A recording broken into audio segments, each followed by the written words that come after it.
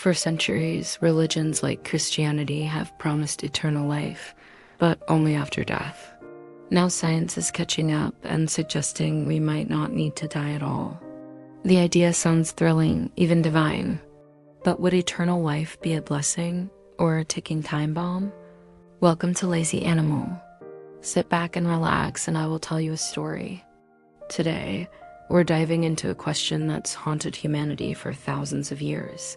What would happen if we cracked the code of death itself? If we became immortal?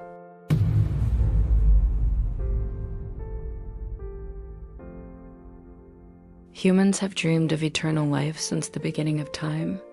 In myths, religions, and stories, we hear of gods, prophets, and heroes who conquer death. The Bible talks of heaven, a timeless afterlife. Ancient texts speak of magical waters or elixirs that grant immortality.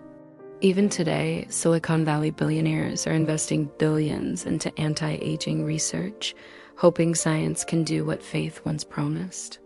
But what happens when we don't need to die to live forever? What happens when eternal life is not something we're given, but something we take? Are we fulfilling the oldest human dream, or making a catastrophic mistake?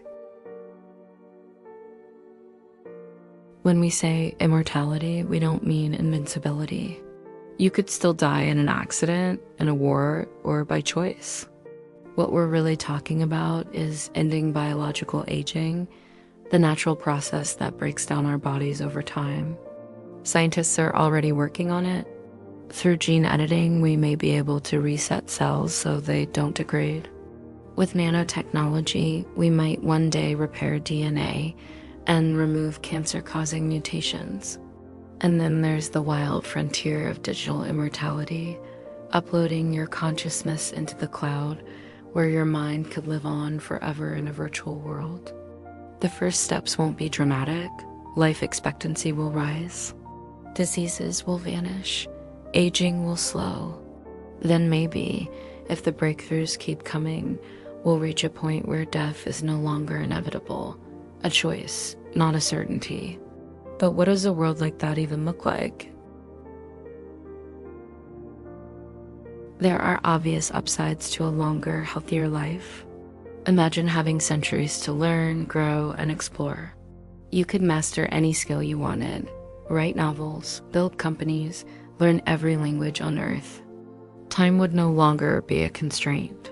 You'd never feel rushed, never regret the opportunities you missed in your youth, because youth would never truly end. Relationships could stretch across generations. You'd watch your children's children grow, guide them, support them, become a living legacy instead of a memory.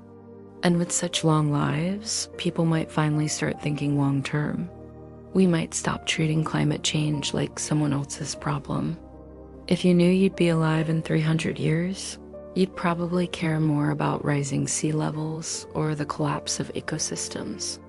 Maybe that alone could shift global behavior toward sustainability. In terms of scientific progress, immortality could open new frontiers. Some goals, like colonizing distant planets or curing rare diseases, might require hundreds of years of consistent research. Right now, each generation of scientists starts where the last one left off. But if the same mind could keep working for centuries, human knowledge might explode exponentially. Even on a personal level, immortality offers something profound, the chance to truly understand yourself. We all change over time, but with infinite time, we could evolve in unimaginable ways, emotionally, mentally, and spiritually. We could become versions of ourselves we never thought possible. But for every upside, there is an equally powerful and sometimes terrifying downside. If people stop dying but continue being born, the math breaks fast. Our planet, already struggling with overpopulation, would soon buckle under the pressure. Resources would run dry. Cities would grow beyond control. Within just a few generations, we might find ourselves rationing food, water, and housing. Governments could be forced to introduce strict population controls. Perhaps you'd need a permit to have children, or only be allowed to reproduce if someone else dies, or chooses to leave life voluntarily.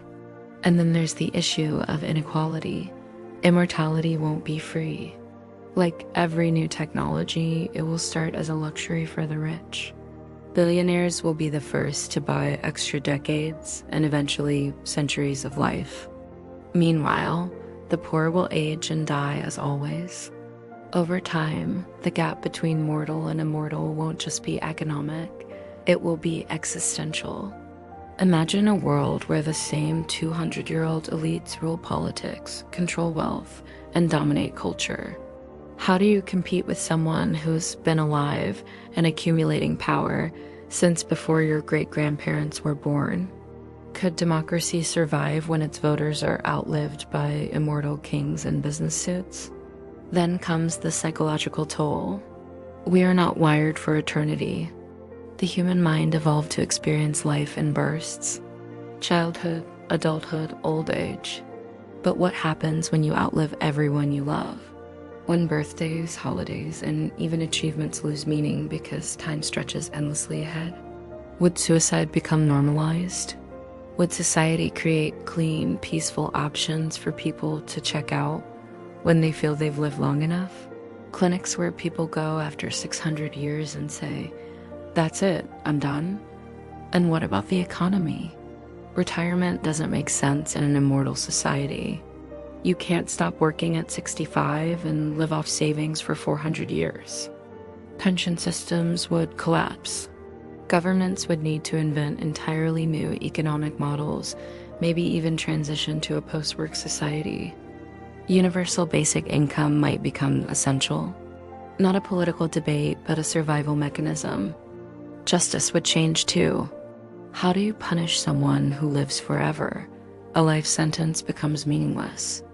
A 100-year prison term might be a slap on the wrist.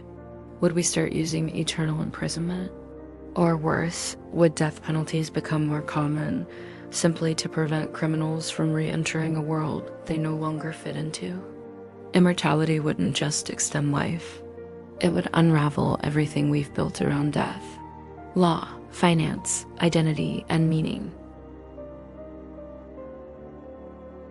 Some people will argue that we're overreacting. It's just another tool, they say, like smartphones, cars, the internet, or electricity.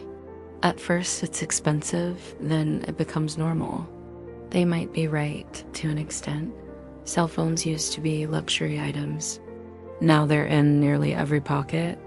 Genetic testing used to cost thousands. Now you can spit in a tube for $50. Perhaps immortality will follow the same curve. But time isn't like a savings account. If the rich get 500 extra years before anyone else, that's not just a head start, that's a whole new species of human being. One with generational wealth, eternal power, and no expiration date. It's hard to imagine equality surviving in a world where death only applies to the poor. And then there's the risk of underground immortality. If life extension is expensive and rare, black markets will emerge. Unregulated gene hacks, dangerous nanobot therapies, illegal consciousness transfers, desperate people doing desperate things to stay alive. A society where the rich live forever legally and the poor die trying to fake it. Our entire way of thinking about education, careers, and ambition would have to change too. With infinite time, why rush to finish school? Why pick a career path at 20? Maybe people would study until age 100, then work for 300 years. Or maybe they'd switch fields every 50 years, like changing hobbies. These aren't just sci-fi scenarios. They're real questions we'd face the moment immortality becomes possible.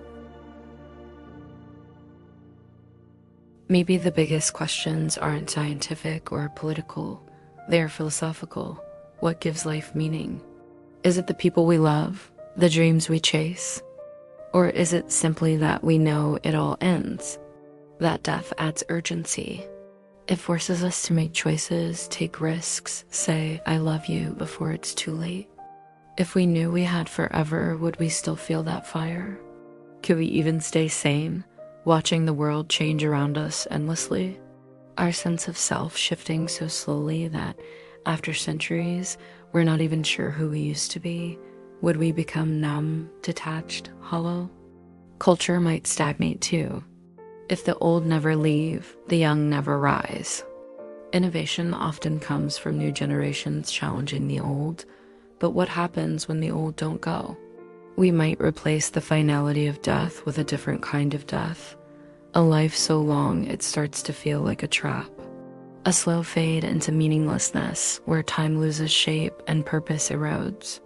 In the end, we have to ask, are we afraid of death or afraid of what we might become without it? So now the question is yours. Would you choose to live forever? To watch empires rise and fall, to love and lose across centuries, to see the stars up close? Or would you rather live fully, knowing your time is short, but all the more precious? Maybe the goal isn't to conquer death. Maybe it's to make life meaningful enough that we don't need to. That is all for today. Thanks for watching Lazy Animal. I hope this made you think, not just about science, but about your own life and what makes it beautiful. Tell me in the comments, would you take the immortality pill? Or would you choose to stay human? Like, subscribe, and I will see you in the next video.